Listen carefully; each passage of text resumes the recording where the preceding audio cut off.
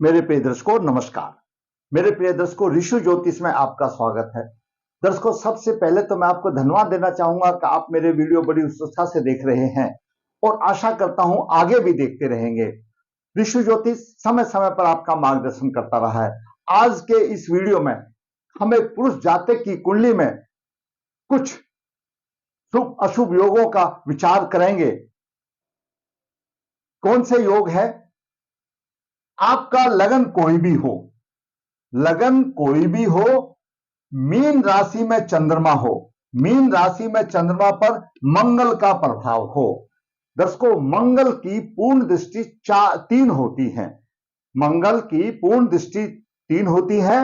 मंगल जहां स्थित है अपने स्थान से चतुर्थ भाव को देखता है, अपने स्थान से सप्तम भाव को देखता है और अपने स्थान से अष्टम भाव को देखता है। तो यहां पर चंद्रमा मैंने मीन राशि में दिखाया। मंगल अगर लगन में है तो अष्टम दृष्टि से होगा प्रभाव, मंगल अगर द्वितीय भाव में है तो सप्तम दृष्टि से होगा और मंगल पंचम भाव में है तो चतुर्दृष्टि से प्रभाव होगा।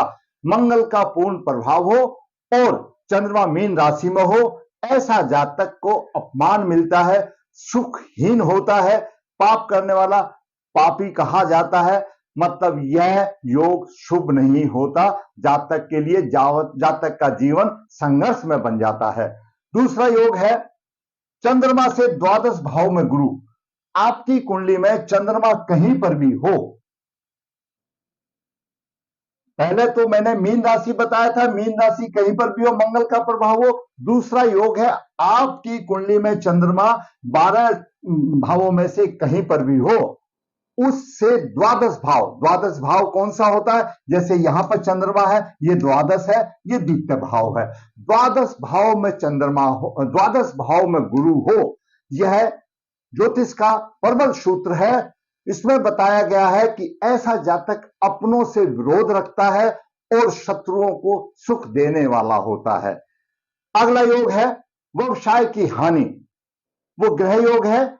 हम कुंडली में जब विश्लेषण करेंगे आपको बताएंगे व्यवसाय की किस प्रकार हानि हो रही है।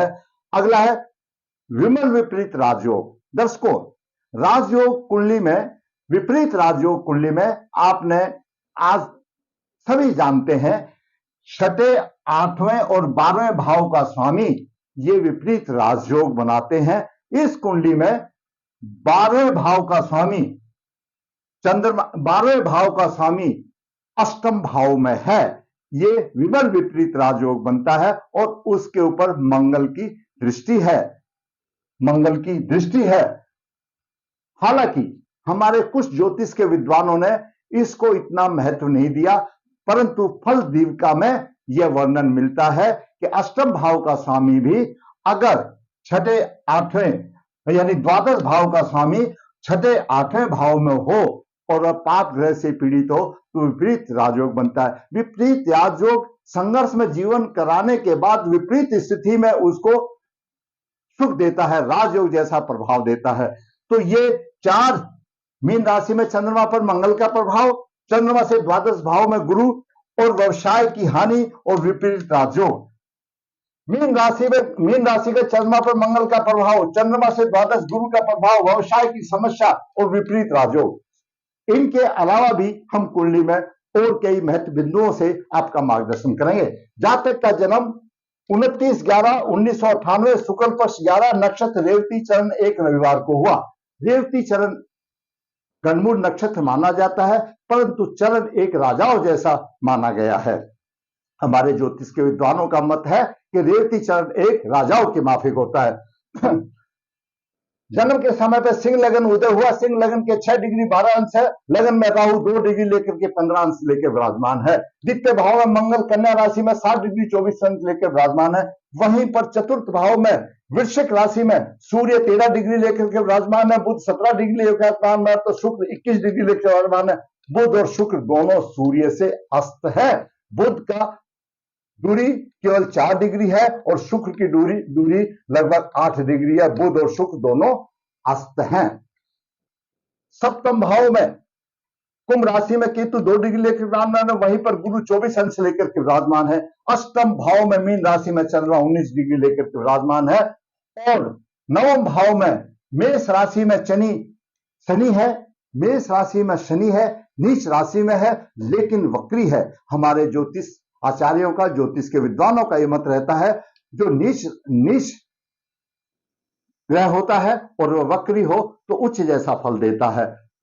दर्शकों, ये ग्रहों की स्थिति रही छोटी। अब बात करते हैं सिंह लगन वाले, क्योंकि सिंह राशि अग्नि तत्व राशि है। सिंह लगन वालों का स्वभाव थोड़ा सा उग्र होता है, परिस्थिति के अनुसार वो अपने आप को ढाल लेते हैं, वो एक अद्भुत उनकी क्षमता होती है। अगर नौकरी करने का योग हो तो ऐसे जातक से उच्च अधिकारी बहुत ही प्रसन्न होते हैं और अनुशासन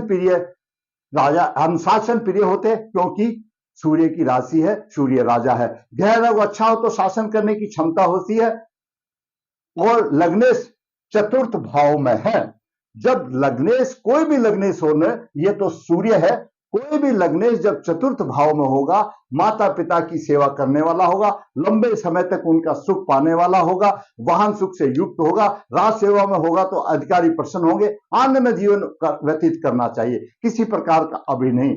परंतु लग्नेश पीड़ित नहीं होना चाहिए, लग्नेश अशुभ नहीं होना चाहिए। यहां पर लग्नेश राहु अधिष्ट राशि का स्वामी है। लगन में सिंह राशि में राहु है तो सूर्य राहु अधिष्ट राशि का स्वामी हो गया। ज्योतिष का एक प्रबल सूत्र है, सूर्य शनि द्वादश भाव और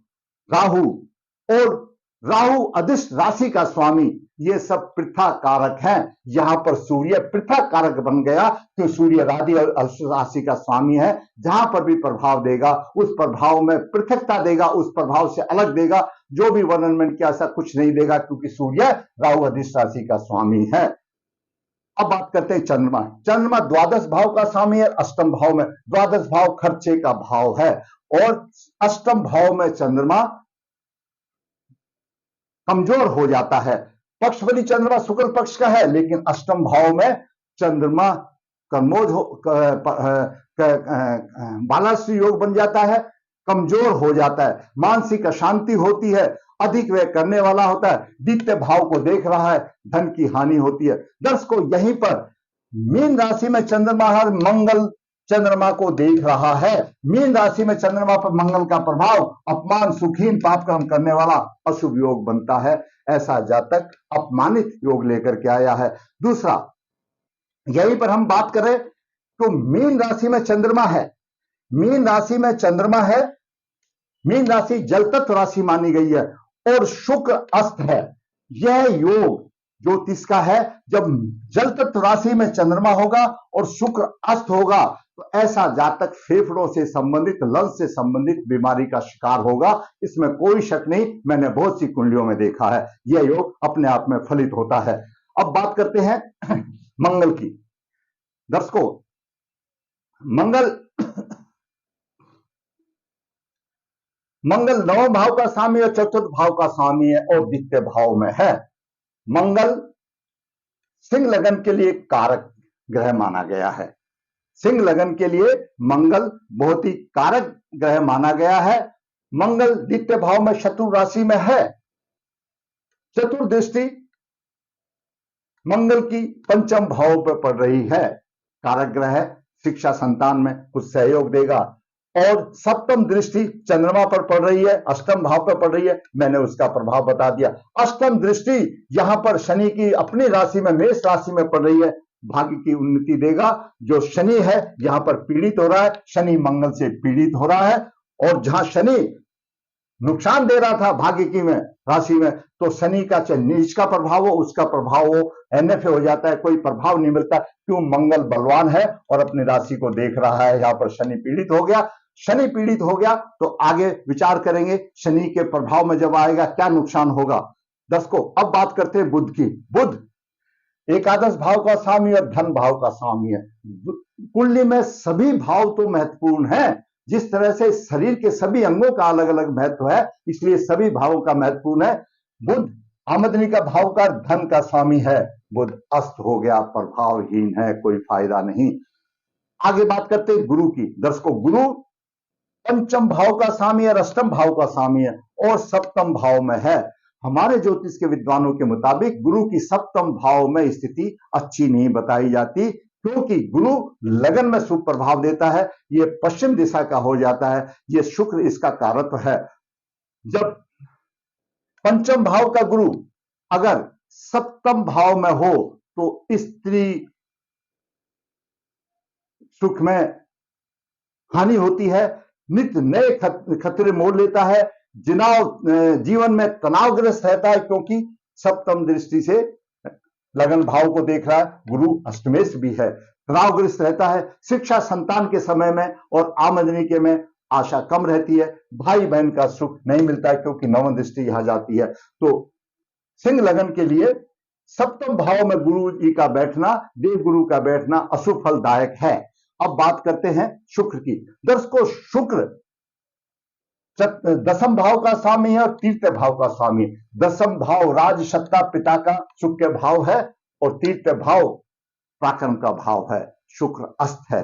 दर्शकों, यहीं पर मैं आपको एक बात बता दूं कि हमारे जीवन में मैं हर वीडियो में तकरीबन बताता हूं, शुक्र का बहुत महत्व है। शुक्र स्त्री कारक ग्रह है, शुक्र स्त्री का सुख देने वाला है, शुक्र बेटी है, बहन है, माता है, शुक्र लक्ष्मी है। शुक्र जिसका खराब है उसका जीवन निरर्थक हो जाता है। अगर जिसने धरती पर जन्म लिया है उसका शुक्र अच्छा है तो उसका जीवन वल्ले वल्ले और बहुत खुशहाल बीता। यहां पर शुक्र अस्त है और पुरुष जातक के लिए विवाह का कारक भी शुक्र है, और स्त्री हो या पुरुष हो दाम्पत्य सुख देने वाला शुक्र है। शुक्र गुप्त अंगों का स्वामी है, शुक्र विवाह का कारक पुरुष जातक के लिए है और शुक्र विवाह का सुख देने वाला है। यहां पर शुक्र अस्त है, विवाह में परेशानी आ गई, दाम्पत्य सुख में परेशानी आ गई, अस्त है।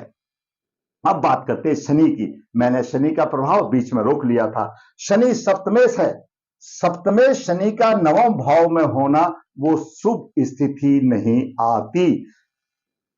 तीसरी दृष्टि से आमदनी तो कुछ करेगा, सप्तम दृष्टि से उस दृष्टि से पराक्रम बढ़ाएगा और दसम दृष्टि से अपनी राशि को देख रहा है, कुछ शत्रुओं पर प्रभाव रहेगा। शनि मंगल के प्रभाव में है, शनि पर राहु का भी प्रभाव है, शनि सप्तमेश है। वैसे ही सप्तमेश की स्थिति नवम भाव में शुभ नहीं होती, और जब सप्तमेश पीड़ित हो जाता है तो जातक असामाजिक कार्य कर सकता है, क्योंकि राहु से शनि पीड़ित है, शनि मंगल से भी पीड़ित है। मंगल की कोई बात नहीं, लेकिन राहु मायावी है, ऐसे जातक को भटका सकता है और वह असामाजिक कार्य कर सकता है। क्यों? शनि सप्तमेश है। अब देखिए दर्शकों, शनि सप्तमेश राहु से पीड़ित है, सप्तम भाव का कारक ग्रह शुक्र अस्त है, दाम्पत्य सुख कहां से मिलेगा? सुख में परेशानी आ गई। अब बात करते हैं राहु की। दर्शकों, राहु लगन में है, शत्रु राशि में है, कष्टों का सामना, बाधाएं, पंचम दृष्टि से संतान भाव को देखता है, संतान में परेशानी, शिक्षा में परेशानी, और पंचम दृष्टि से संतान को देखता है, संतान में परेशानी, शिक्षा। सप्तम दृष्टि से सप्तम भाव को देखता है, जीवन साथी के सुख में परेशानी रहेगी, और नवम दृष्टि भाग्य भाव को देख रहा है तो भाग्य में भी परेशानी रहेगी। भाग्य में मेष राशि है, शनि का प्रभाव है, मंगल देख रहा है, मंगल दोनों के प्रभाव को काट रहा है, मंगल भाग्य को संभाल लेगा, मंगल ले जाएगा। अब बात करते हैं केतु की। दर्शकों, केतु सप्तम भाव में है, स्त्री सुख और व्यवसाय में कठिनाई, गुप्त अंगों में विकार, अचानक लाभ हानि। क्यों? पंचम दृष्टि एकादश भाव पर है, सप्तम दृष्टि लगन पर है, यहां पर जातक को लगन में गमहाट होगी, लगन में परेशानी आएगी, अवनति का कारण बनेगा, और नवम दृष्टि तृतीय भाव पर है, पराक्रमी तो होगा लेकिन फिर भी परेशानी माना जाएगा, और यहां पर दिमागी परेशानी अधिक रहेगी जातक को। केतु भी अशुभ फलदाता बन गया।